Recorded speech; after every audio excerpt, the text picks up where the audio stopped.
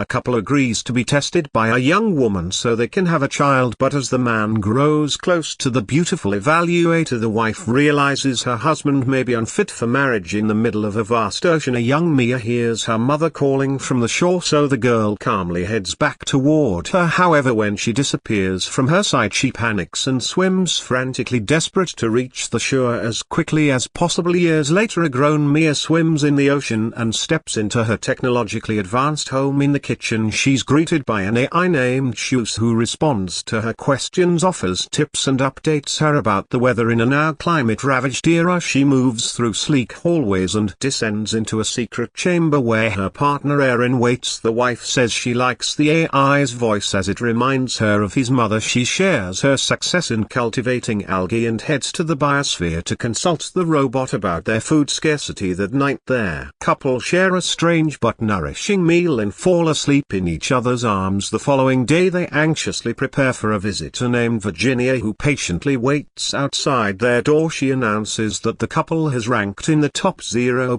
percentile of citizens and qualifies for an in-person 7-day parental suitability assessment. The evaluator explains that if they agree, they'll be undergoing close observation and formal testing, although everything must remain strictly confidential. She adds that only suitable candidates will have their genetic material selected for ex utero gestation. Virginia sternly reminds the couple that all other methods of reproduction are strictly prohibited and a single misstep means immediate disqualification. However, they're free to withdraw from the process at any time for whatever reason. Mia expresses uncertainty about joining the program, but the examiner dismisses her concerns, stating that authenticity is the purpose of the rigid testing. The wife insists they would make excellent parents, but the unimpressed examiner responds that everyone says that when the evaluation begins, the woman is the first to undergo questioning. She's asked to rate her relationship satisfaction and responds confidently with 9 out of 10. Erin's turn follows and is prompted to describe Mia in 3 words, so he answers that she's funny, smart and sharp. The questions grow more personal and increasingly invasive, uncovering their relationship, past traumas and inner doubts. Determined to prove their worth, each of them struggles to maintain their composure while they respond to her. Eventually, they are both asked why they want to have offspring. With conviction, the couple answers that they want to feel fulfilled and give a child the best possible start as well as nurture the future of their society. However, Virginia remains expressionless even when Mia's voice trembles as she admits not wanting her child to experience the same isolation she once felt. Later, as the three leave the room, the interviewer notices loose springs on the couch to avoid making a bad impression. Erin offers the examiner their own bedroom, assuring her they can sleep elsewhere. She accepts the kind gesture and they lead her to the man's office where a virtually generated couch and pet fill the room with synthetic charm. The interviewer requests to see Mia's workspace next, so they eagerly guide her to the biosphere dome. The wife explains its airflow system, which is designed to create microclimates that allow diverse plant life to thrive. The husband adds that the dome functions as a laboratory for cultivating sustainable food sources. The woman also proudly notes that it houses thousands of plant and algae species, each carefully maintained to ensure balance. Still unsatisfied, Virginia requests full access to the area. Fortunately, Erin has already programmed Shus, the home AI, to recognize her voice. She then informs them she'll need samples of their bodily fluids for further analysis, which they willingly agree to fulfill over dinner. Virginia's probing questions persist and wear down Mia, especially when her mother is mentioned. She later admits to Erin her discomfort and jealousy over the interviewer's unusual interest in him. To reconnect, the husband suggests they share an intimate moment, but the evaluator interrupts and insists on observing them. She tells them to pretend she's not there, so they reluctantly continue under her sharp clinical gaze. On the second day, while the couple cleans the kitchen, Virginia enters with a childlike demeanor. They ignore the strange behavior and prepare her a meal, but she plays with her food like a misbehaving toddler, visibly irritating Mia. To ease the tension, Erin spoon feeds her as his partner jealously watches their interaction. Chaos erupts when the assessor throws food in his eyes. They return to apologize, only to find the room a complete mess and their examiner already gone. As they search the house for her, they discover odd messes along the way until they reach the secret chamber. There they find Virginia dancing wildly. Her behavior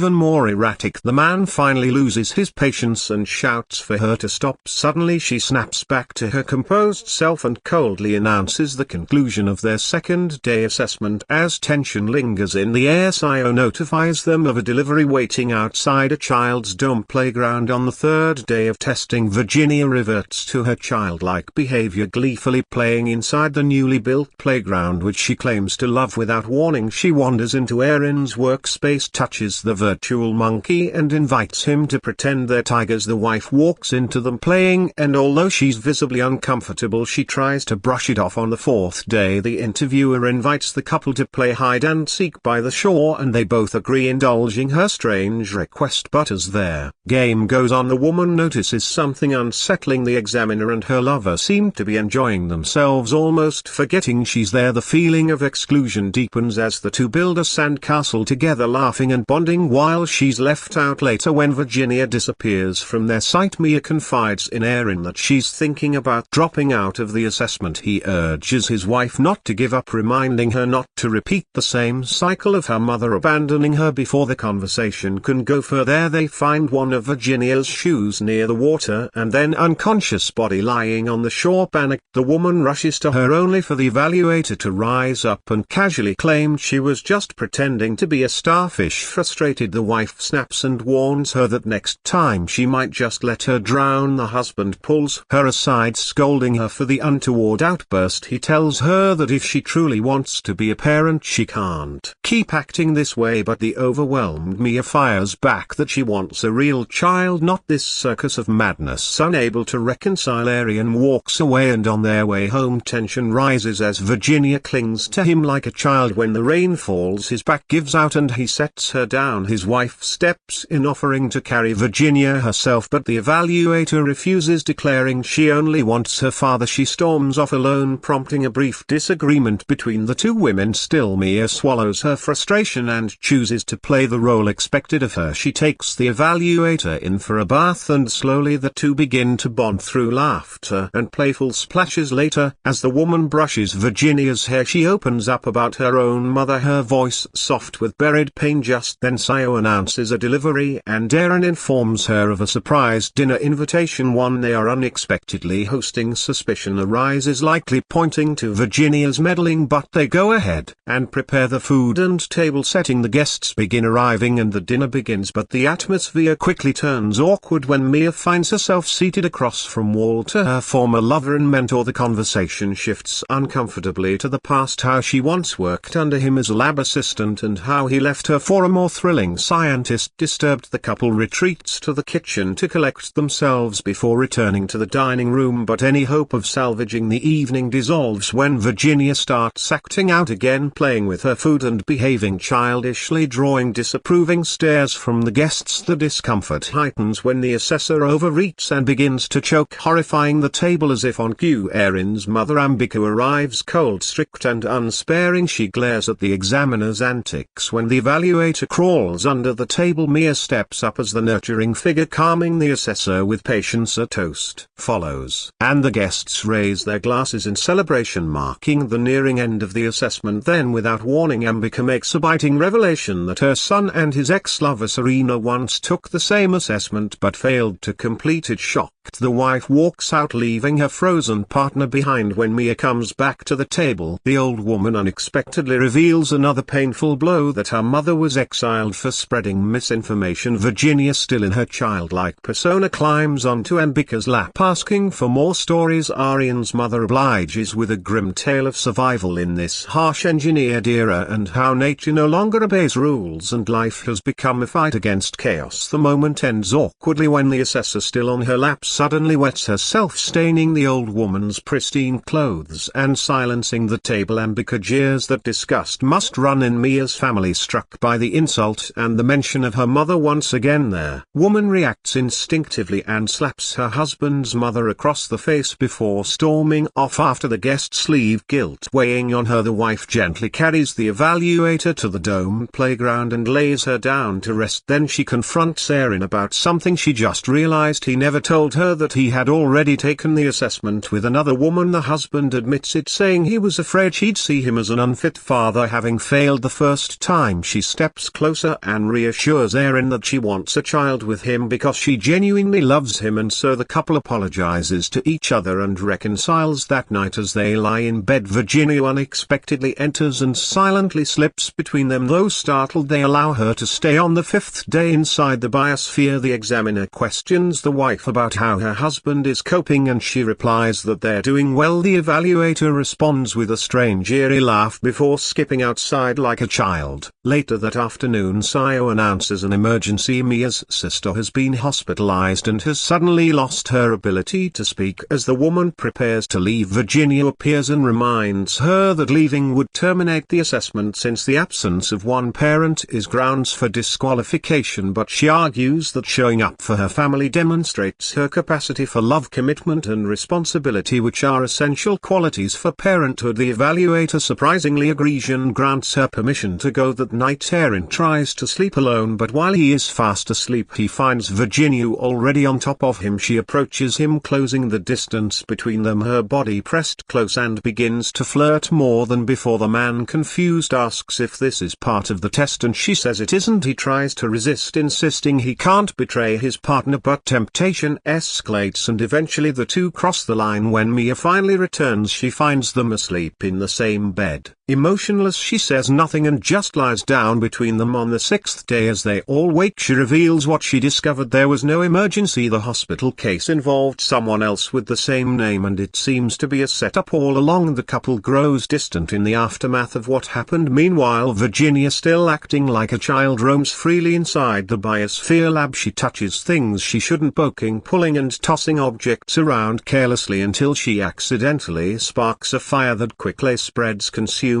the entire space. Amid the smoke and flames, the examiner crawls helplessly, screaming for her mommy. Her cries grow hoarser as she coughs and gasps for air, eventually collapsing from the suffocating smoke from the shoreline. Mia notices a thick plume of smoke and hears the faint screams. Without hesitation, she bolts toward the lab, and simultaneously Sayo alerts Erin of the fire and he rushes to meet them. The wife grabs a rock and smashes the glass door, breaking her way inside the burning greenhouse. She searches for Virginia and finds her unconscious and limp on the ground. She scoops up the girl and carries her out as the fire rages behind them. The husband meets them outside and helps lift the assessor to safety at a distance. The wife watches in anguish as the fire swallows the dome, the home of her research. Her years of effort all turn to ash. That evening, the three sit down to a quiet meal. Later, the wife finds the evaluator alone on the shore and sits beside her. Weary and broken, she confesses how devastated she is to lose the greenhouse. Expecting some form of comfort, she instead receives only silence. Feeling dismissed, the woman yells at her in frustration, accusing her of not caring at all. The interviewer turns her head slowly, meeting her with an emotionless stare before walking away without a word. On the final day of the assessment, Virginia stands before the couple. She begins with a calm evaluation of their performance, briefly acknowledging their competency, but their expressions remain blank and heavy with dread as she delivers the result that they have failed. Mia's eyes well with restrained tears, while Aryan tenses in disbelief because despite everything they endured, it wasn't enough. He points out what he sacrificed, but she shuts down any further discussion as her decision is final. The wife's suspicions are confirmed as she realizes what happened between the two. She remains silent, heartbreak etched across her face as the examiner leaves. In the days that follow, silence consumes the couple as they drift apart and ruminate on the events. Mia returns to the burnt remains of the greenhouse and starts digging through the ash and rubble, determined to rebuild it. While working, she uncovers evidence that the fire was no accident but a sabotage caused by Virginia. Overcome with rage, she storms to the dome playground and begins to destroy it. With a shovel, releasing all her pain, Aryan finds her there and tries to comfort her by quietly leading her to his room. On the couch lies a baby, and for a moment the wife allows herself to feel joy as she lifts it, but something feels missing. There's no warmth and no scent. Then the reality sinks in that the infant isn't real but just a hologram, causing her to drop it on the floor in disappointment. Her husband assures her they can live peacefully without a child, but Mia still yearns for answers, so she travels to the evaluator's residence demanding to understand why they failed. Virginia greets her coldly and Mia accuses her of hiding behind a false identity and manipulating the test. The assessor stands her ground, explaining explaining that the decision was based on protocol and not emotion. Tensions rise as the woman challenges her integrity, so a heated confrontation ensues, revealing the true cruelty of the system. As it turns out, Virginia has lost her own child and had to make sacrifices for their collapsing society. Both women realize they exist in a world built on impossible standards and quiet suffering. Later, the examiner continues her routine, arriving at another couple's home to begin a new assessment, but something breaks inside her when the candidate innocently asks if she'll ever see the children again, and the words strike a nerve. The assessor quietly walks away and ends her life without warning. Months later, Aryan smiles as he plays with a child by the shore. Meanwhile, his wife steps through high security gates into a desolate, forbidden land, the old world where families are allowed to raise children in exchange for living in a harsh, isolated environment. As a holographic Mia waves at her husband and child from their advanced home, the real Mia has chosen exile for the sake of a real family.